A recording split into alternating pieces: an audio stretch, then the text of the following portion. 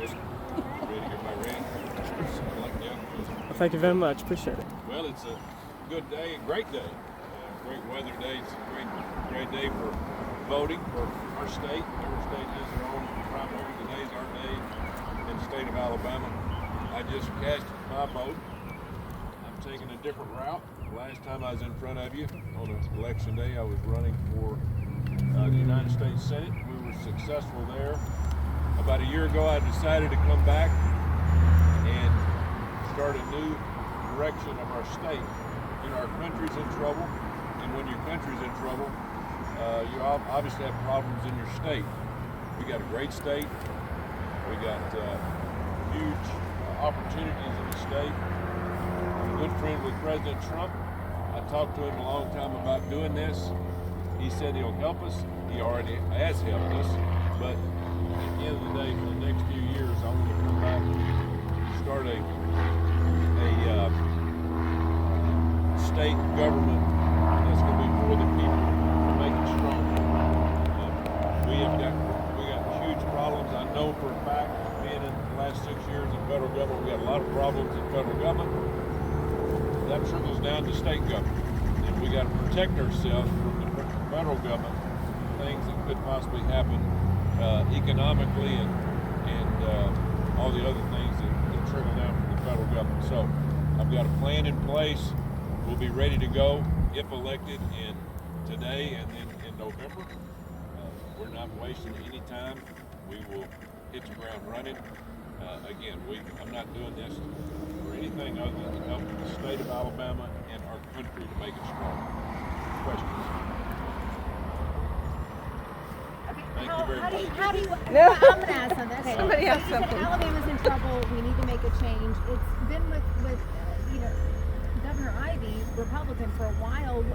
What do you think you're going to get it and do different if elected? Yeah, we're not in bad trouble with a lot of other states. Hey, Governor Ivey has done a good job in keeping things consistent. Now, I've worked very hard the last 6 years to get manufacturing back. I'm going to be the head recruiter of the state of Alabama if elected. We have to grow our state. We can't stay the same. We need to educate our kids. We need to keep them in state. And by doing that, you got to bring manufacturing back to the state. Now, AI is going to be the future of our country. We got to change the direction of some of the things that we do in education in this state to keep our kids educated to the point where they can get a great job and help our state grow. A lot of people are moving from the north back to the south. It's going to be SEC recruiting all over again. I'll be recruiting against Georgia, Florida, Tennessee, Mississippi, Louisiana for manufacturing to come back to the state. I enjoy that. And again, we have done a lot of background work already. We've got a lot of manufacturing coming back. We've got some infrastructure things to do in the state that are going to be priorities. But the main thing is to give a better life to the people of the state of Alabama. But to do that, we got to get everybody involved. I mean, this can't be where the state just runs on autopilot. Churches have to be involved. Families have to be involved. All citizens have to be involved. It's used to you could be just kind of separated from government. You can't do that anymore. Those that believe in this country, that believe that we have the greatest country on the face of the earth, that believe in our Constitution, have to get aboard on this. You can't be on the fence anymore. You can't be sitting back and living and not getting involved. Involvement is the key. I got involved because I saw what was happening. Now that I've been 6 years in federal government, my goodness, I mean, we all have got to get involved. Our state will be attacked from every direction from the crazies in the next few years. We have got to make sure we protect family, God, and the future of our state. And if we'll do that, we can make our state the best in the country. That's going to be my goal, is to make us national champions of the United States of America when it comes to 50 states. I love to compete, and I know how to grow things, I know how to build things, and that's exactly what we're going to do. You talk about manufacturing. What are your top three? Are you doing automotive, aerospace engineering? When you say bringing manufacturing back to Alabama, what specific? Yeah, the big thing is we have a lot of minerals in the state. We need to look at that to make sure that our supply chains are strong. We already have a lot of car manufacturing, but we want to make those grow. I went over to the 32 or 33 anniversary year going to invest $4 billion more into their plant because of the infrastructure that we have. We have Toyota, we have Hyundai. They are all growing, and we want to. It's not like when you go out and recruit. You got to continue to recruit those people that are already there, or you'll lose manufacturing. So it's not that we got to get that much manufacturing in the car area. We just got to make sure they have everything to grow. Now we have military bases and we have defense contractors. We're getting ready to probably have the biggest defense budget in the history. Matter of fact, today or tomorrow I will be back at 11 o'clock for a military budget for next year. President Trump wants $1.5 trillion. And if that happens, a lot of that's going to come back and have an opportunity to be involved in the great state of Alabama. And we build weapons all over the state. Everybody thinks of defense contracting, they think of Huntsville. And we do. We're a lot in Huntsville, but we have a lot in Troy, Alabama. We have it in Dothan. We have things in Mobile. We have things in Gadsden, Anniston. We're all over the state. And so we're going to lean on our federal elected officials to help in that area once I'm gone. But we're going to work hand in hand. But again, we've got a good head start. Space Command coming back. We just got the submarine plant that's being built in Muscle Shoals. Think about that. The state of Alabama is building submarines. We got a lot of things planned for Mobile on their port because the port's going to be a big part of our economy next years and years in the future. And again, Birmingham now is the Coast Guard Academy and Fannie Mae, in which I want Birmingham to blossom. I want it to explode because there's so much potential there. But we've set back and we've let it go to a point where people say, well, I don't want to live there. That is dead wrong. We're bringing thousands of jobs back just in the last 6 months to Birmingham, and that will continue to even grow from there. One more question. So Todd Blanche announced yesterday the settlement with President Trump and this fund that's there to, I guess, people the Trump administration says was illegally surveilled. And I believe you had come out with something that you felt like you were illegally surveilled.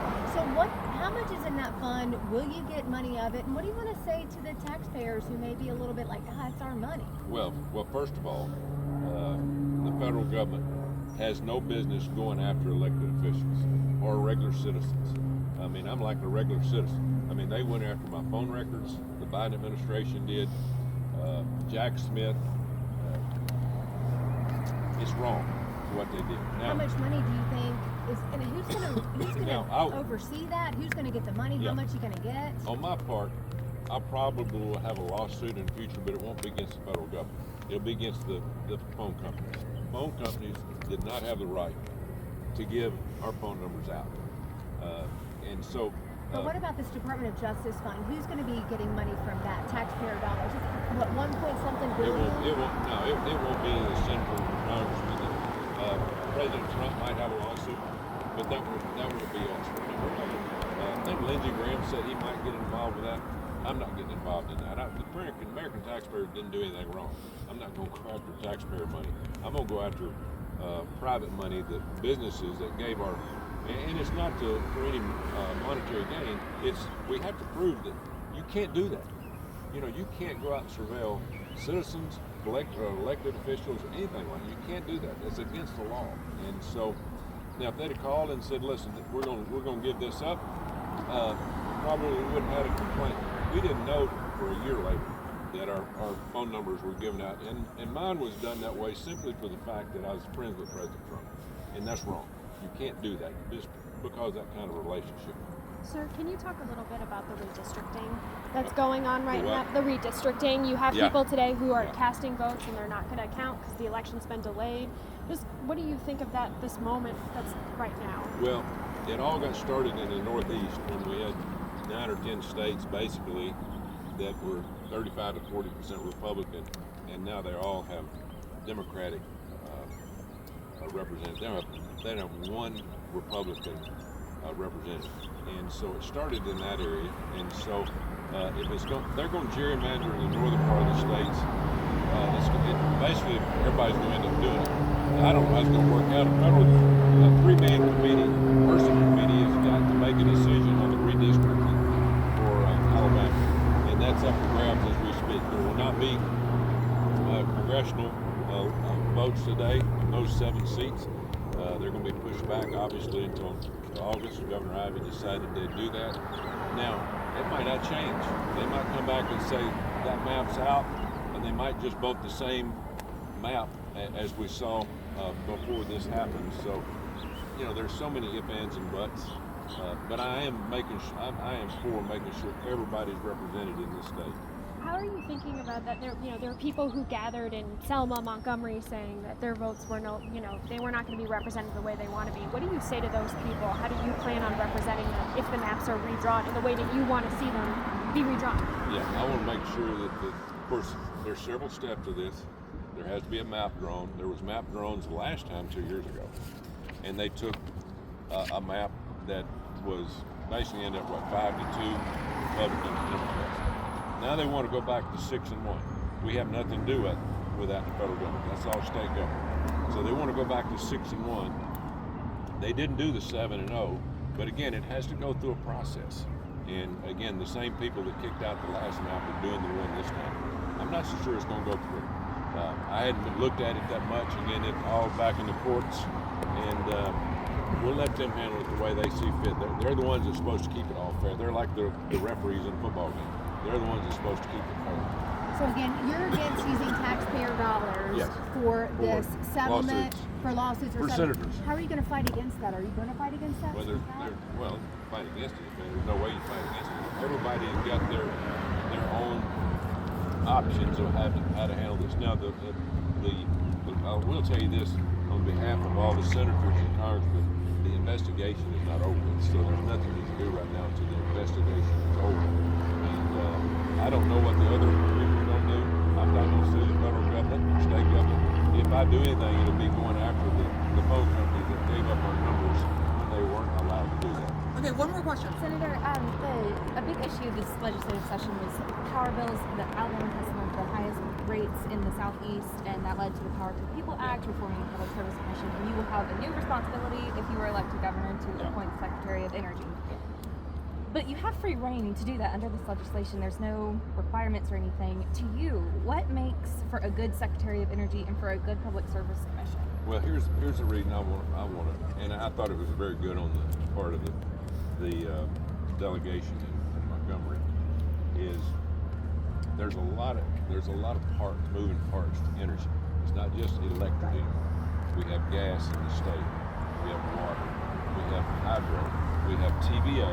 We have Alabama Power. We have all the co-ops. Somebody's got to coordinate all that stuff. And if you don't coordinate them all and they don't work together, then your prices are going to be not going to be as competitive as they would if you got them all together and say, listen, we can't do it this way. We got to do it the best for the people of the state of Alabama. And so I'm glad they did it. So if elected, I'll pick a Secretary of Energy that will be over all that, plus coordinate AI. You got to think about this. AI, people say it's coming. No, it's not coming. It's already here. And AI is going to be involved in a lot of the decisions made by Secretary of Energy. And here's one. AI will control a lot of the price of energy all over the country, not just our state. And so you got to have somebody that understands AI, understands how to put it all together to make it work. But I can't imagine not having somebody that if a governor or your staff, just your regular staff, has to work and handle all the energy, because energy is going to be the future of everybody. Now, if I'm going to be able to recruit anybody, I'm going to have to lean on the Secretary of Energy. Hey, are we going to have enough power to put a manufacturing plant in Gadsden, or we need 20 megawatts, or we need 50 megawatts? So, I mean, we got to have a plan. There's not a plan right now in energy. We've got to redo all the locks and dams up along the rivers in Alabama. We've been putting band-aids on them, and we got to make sure that they're up and running, and that we can count on them. It's like quarterback. You can only count on them if they're healthy. We got unhealthy locking downs. What about that? Oh, I'm sorry. Yeah, go ahead. No, I'm not bad. I'm so sorry. No, go ahead. The data centers, you're talking about energy and AI. Some people want them, some people don't. Some people worry about Yeah, them. people need to be educated on data centers. I've been all over the country looking at data centers, especially up in Virginia. They have a tremendous amount of them. There's a lot of miscommunication about data centers. We want to look at them, if we're going to do them, they're going to be in areas that are going to be in rural type areas. But we have to work with the power companies because the one thing is you have to have a lot of power. But I've told everybody this. President Trump's told everybody this. If we're going to build big data centers, they're going to have to produce some of their power. You can't use power to drive power rates up. We're not going to do that. And we've frozen power rates for 3 years from Alabama Power. And I'm not going to put the burden back on the taxpayers. We're not going to do that. There's no reason to do that because we can build our own power plants around these data centers. Now I will tell you this: data centers are going to be a big part of our state if it works because it brings in an enormous amount of tax money for the schools and hospitals. And our tax base is not that big. And so if we can build 4 or 5 in this state that will bring in 300 or 400 or 500 million a year taxes, we want to do that. We don't want to give that up. But there's a lot of people for some reason out there now expressing unpositive vibes about data centers. And we just got to all be educated because they're new. We don't know. And I've been going through them in Virginia, and I'll tell you, the data centers in Virginia pay for all the education in the entire state. So think about that. Now they might have overdid a little bit, but the amount that they built up there because they've got a lot of data. If you're ever flying to Washington D.C., look out your window before you land and look at the buildings down there that are data centers. There's hundreds of them. We're not looking at that. We're just looking at a handful of them, if we do it at all, and if we have the power. Okay, we gotta go. Thank you, guys. I gotta get going. Thank y'all. Thank Thanks you. for coming out.